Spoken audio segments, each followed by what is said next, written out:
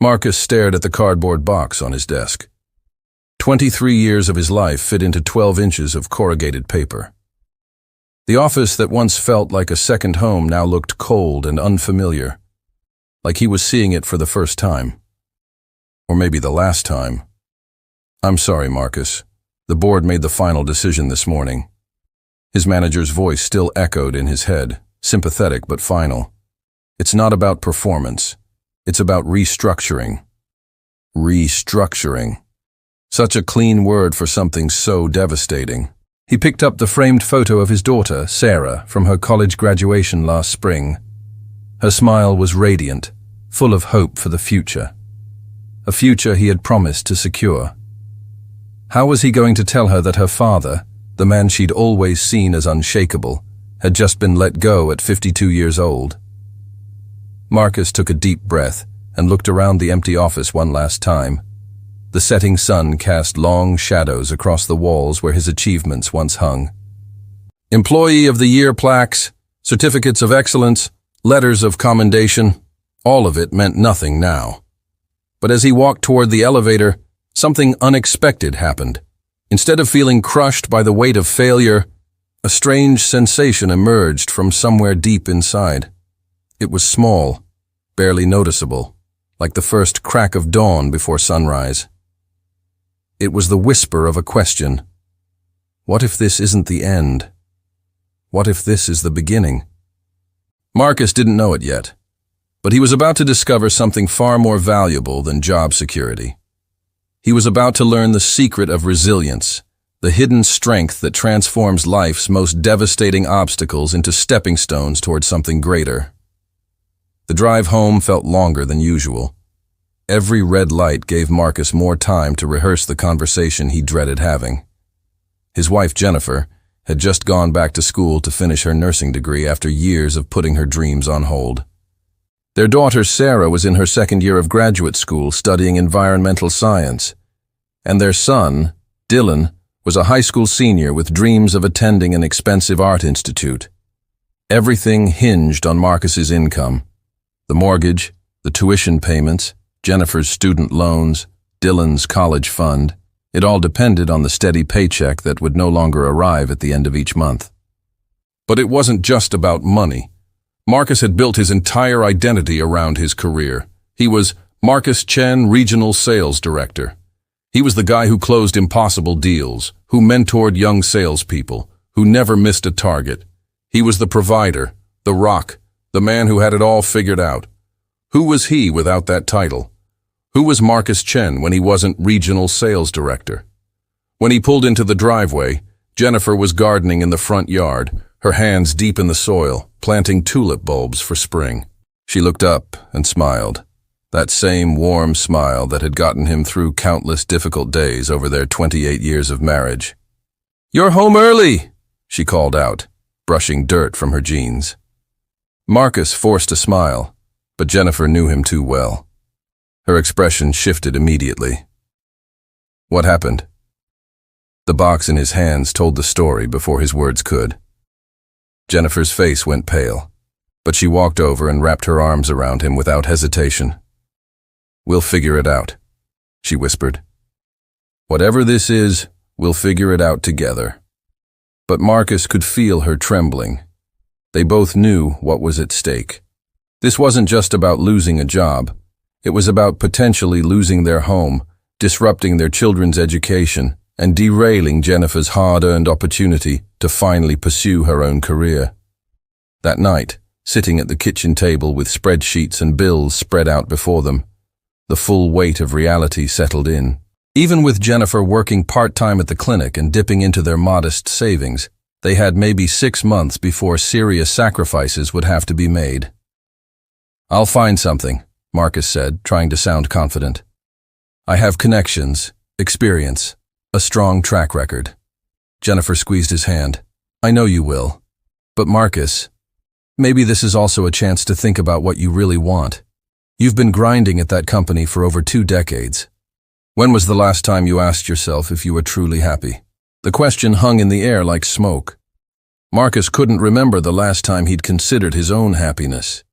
He'd been too busy being responsible, being reliable, being the person everyone else needed him to be. The rejection emails started arriving within weeks. Thank you for your interest, but we've decided to move forward with other candidates. We appreciate your impressive background, but we're looking for someone with more recent experience in digital strategies. Unfortunately, we've chosen to promote from within. Each rejection felt like a small death. Marcus had never struggled to find work before. He'd been headhunted, recruited, courted by companies. Now he couldn't even get a call back. The problem, he slowly realized, wasn't just his age, though that didn't help. The entire industry had shifted while he'd been comfortable in his position. Younger candidates spoke fluently about social media analytics, AI-driven customer insights, and omni-channel strategies. Marcus's experience suddenly felt obsolete, like he was a relic from a bygone era.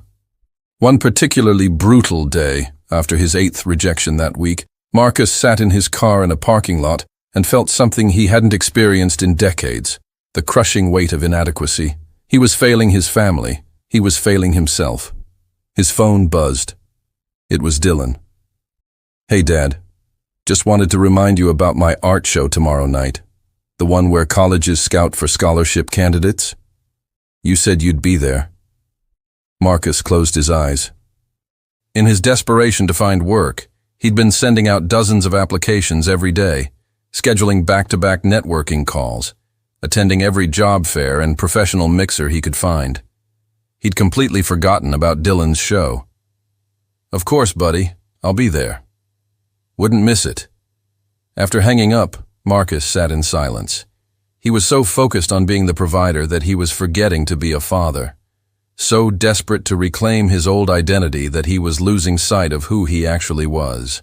That evening, Jennifer found him in the garage, staring at the dusty workbench he hadn't touched in years.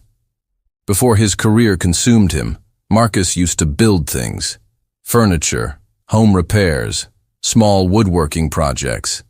It was his therapy, his creative outlet. "Remember when you built Sarah's bookshelf?" Jennifer asked softly, running her hand along an old wooden chair Marcus had crafted early in their marriage. "You stayed up 3 nights straight to finish it before her birthday. You were so proud." Marcus nodded, the memory flooding back. He'd forgotten how good it felt to create something with his own hands, to see a project through from vision to reality. "I've been thinking," Jennifer continued, "maybe you don't need to find the same job you lost. Maybe you need to find something different, something that feeds your soul, not just your bank account." "We need money, Jen. Soul feeding doesn't pay the mortgage." "I know, but there has to be a balance. You've spent 23 years doing what you thought you should do. Maybe it's time to explore what you want to do." The words settled into Marcus like seeds in soil, uncomfortable, but potentially transformative. 3 months in, their savings account was hemorrhaging money faster than anticipated. The car needed repairs. The furnace broke down. Sarah's laptop died, and she needed a replacement for her research work. Marcus took a job at a home improvement store to bring in some income while he continued searching for positions in his field. The pay was barely above minimum wage, a humbling descent from his 6-figure salary. He wore an orange apron and helped customers find the right screws and paint colors. The first week was excruciating. One customer, a man roughly Marcus's age in an expensive suit, looked at him with barely concealed pity when Marcus couldn't immediately locate a specific type of wood stain. "Could you get someone who actually knows what they're doing?" the man asked, his tone dripping with condescension. Marcus felt his face burn with shame. 6 months ago, he would have been that customer, impatient, dismissive of service workers, too important to be understanding. The realization was uncomfortable. But something unexpected happened in those fluorescent-lit aisles. Marcus started actually talking to customers, not just helping them find products, but listening to their projects, their dreams for their homes, their frustrations with contractors who didn't understand their vision. An elderly woman named Mrs. Patterson came in looking for supplies to build wheelchair ramps for her husband, who'd recently had a stroke. She was overwhelmed, confused by the specifications and building codes. Marcus spent 2 hours with her after his shift ended, off the clock, drawing up plans, calculating materials, and explaining the construction process, step by step. He even offered to come by on his day off to help with the installation. "Why would you do that?" she asked, tears in her eyes. "You don't even know us." Marcus didn't have a ready answer. But as he drove home that night, he realized something profound. He felt more fulfilled after helping Mrs. Patterson than he had closing any multi-million-dollar deal in his entire career. The next week, Mrs. Patterson's daughter came into the store. She was a freelance writer for a local magazine, and she wanted to do a story about Marcus, the sales director who became a guardian angel at the hardware store. "Thanks, but no thanks," Marcus said quickly. The last thing he needed was his former colleagues reading about his spectacular fall from grace. But that night, sitting at dinner with his family, Dylan said something that stopped him cold. "Dad, I've been watching you these past few months. I know you think you've failed or whatever, but I don't know. You seem different. More real, I guess. Like you're actually living instead of just going through motions." Jennifer nodded in agreement. "He's right. You're more present. You actually remember our conversations now. You're not constantly on your phone or thinking about the next meeting." Sarah added, "And you helped Mrs. Patterson. The dad I knew before would have been too busy for that. Too important." Marcus sat back, genuinely surprised. He'd been so focused on what he'd lost that he hadn't noticed what he'd gained. Time with his family, genuine human connections, a sense of purpose that came from actually helping people rather than just hitting sales targets. Maybe this fall from grace wasn't just about survival. Maybe it was about transformation.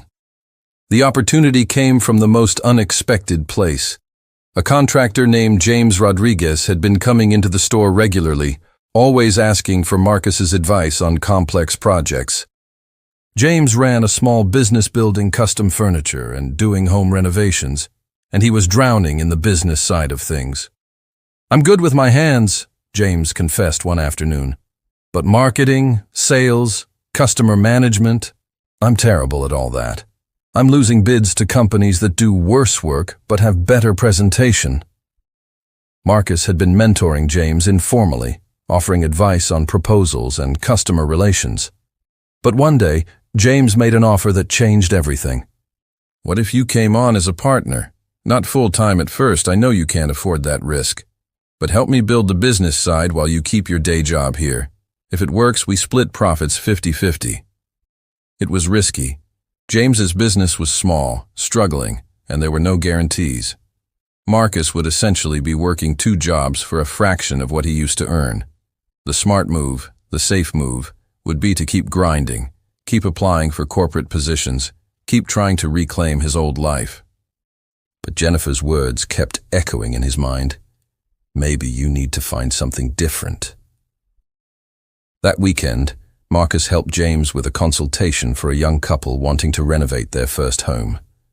Watching them light up as James explained the possibilities, seeing their vision come to life through James's craftsmanship, Marcus felt that spark of purpose again.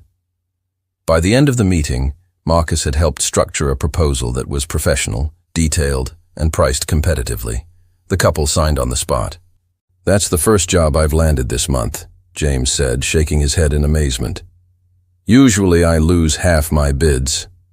Over the next 2 months, Marcus threw himself into the partnership. He redesigned James's website, created a social media presence, implemented a customer management system, and refined their sales process. He used every skill from his corporate career, but applied them to something that actually mattered to him. The business started growing, not explosively, but steadily. More importantly, Marcus was building something. Not just furniture and renovations, but a business with values, a company that treated workers fairly and customers honestly. But success brought new challenges. Jennifer's school schedule was getting more demanding. Dylan needed help with college applications, and Marcus was exhausted, working at the hardware store during the day and building the partnership business at night. Something had to give. The question was, what? The moment of truth came on a rainy Tuesday evening. Marcus sat in his car outside the hardware store, holding 2 letters. One was a job offer from a mid-sized company, not as prestigious as his old position, but respectable. Decent salary, benefits, stability, the safe choice, the smart choice. The other was a proposal from James.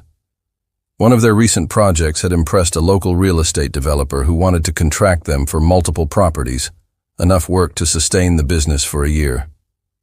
But it required Marcus to commit full time, to bet everything on this fragile partnership with no safety net. His phone rang. It was Jennifer. The nursing program director called, she said, and Marcus could hear the stress in her voice. My scholarship was denied for next semester. Without it, I can't afford to continue. I'd have to drop out and reapply next year. Marcus's heart sank. Jennifer had worked so hard, sacrificed so much. The safe choice suddenly seemed like the only choice. Take the corporate job, provide stability, let Jennifer finish her degree.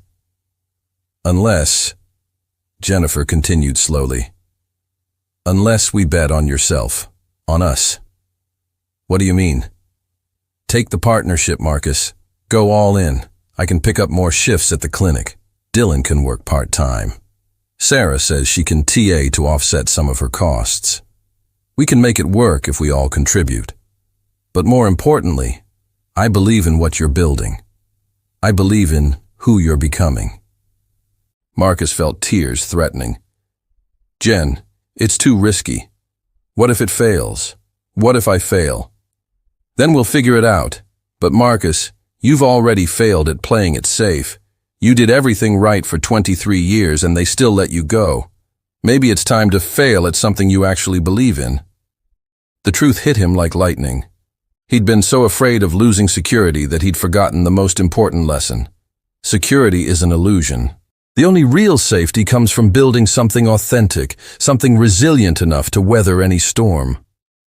That night, Marcus made the hardest decision of his life. He turned down the corporate job. He quit the hardware store. He became James's full-time partner, betting everything on a dream that terrified him. The next morning, standing in James's modest workshop, looking at the tools and materials that represented their shared future, Marcus felt something he hadn't experienced in years. Absolute clarity. This was right. This was real. Ready to build something meaningful? James asked, extending his hand. Marcus shook it firmly. More ready than I've ever been. 2 years later, Marcus stood in front of a completed renovation project, a community center they'd helped rebuild after flood damage. It wasn't the biggest project Chen and Rodriguez Custom Works had completed, but it was the most meaningful. Dozens of families would benefit from this space. The journey hadn't been easy. There were months when paychecks were tight, when they questioned every decision, when the stress nearly broke them. But they'd survived. More than survived. They'd thrived. Jennifer graduated with her nursing degree and was now working at a hospital she loved. Dylan had gotten into art school with a partial scholarship, supplemented by his own part-time work. Sarah was thriving in her graduate program, and Marcus had discovered something more valuable than any executive title: purpose. The business had grown beyond his wildest expectations, not because they were the cheapest or the fastest, but because they built with integrity. They treated employees like family, customers like partners, and every project like it mattered, because it did. But the real transformation wasn't in the business metrics. It was in Marcus himself. He'd learned that resilience isn't about never falling down. It's about what you build after you hit the ground. It's not about avoiding failure. It's about extracting meaning from it. Every rejection email, every humbling moment at the hardware store, every sleepless night worrying about money, all of it had been necessary to break down the false identity he'd built and reveal the authentic person underneath. Marcus had discovered that the secret of resilience lies in 3 powerful truths. First, your identity is not your job title. For years, Marcus believed he was what he did for a living. When that was stripped away, he discovered who he actually was. And that person was far more interesting, capable, and valuable than any corporate position could define. Second, obstacles are not roadblocks. They're redirections. Losing his job hadn't destroyed his life. It had redirected it toward something more authentic. The universe hadn't punished him. It had freed him from a path that was never truly his. Third, resilience is built in community, not isolation. Marcus didn't overcome his obstacles alone. Jennifer's faith, his children's encouragement, James's partnership, even Mrs. Patterson's gratitude, all of it contributed to his transformation. Strength isn't about being independent. It's about being courageously interdependent. As Marcus locked up the community center that evening, his phone buzzed. It was Dylan, now a sophomore in college. "Hey, Dad, I've been thinking about your story a lot. How you lost everything and built something better. I'm kind of at a crossroads with my major, and I'm scared to make a change because I've already invested so much. Any advice?" Marcus smiled, thinking about the question that had whispered to him in that empty office 2 years ago. What if this isn't the end?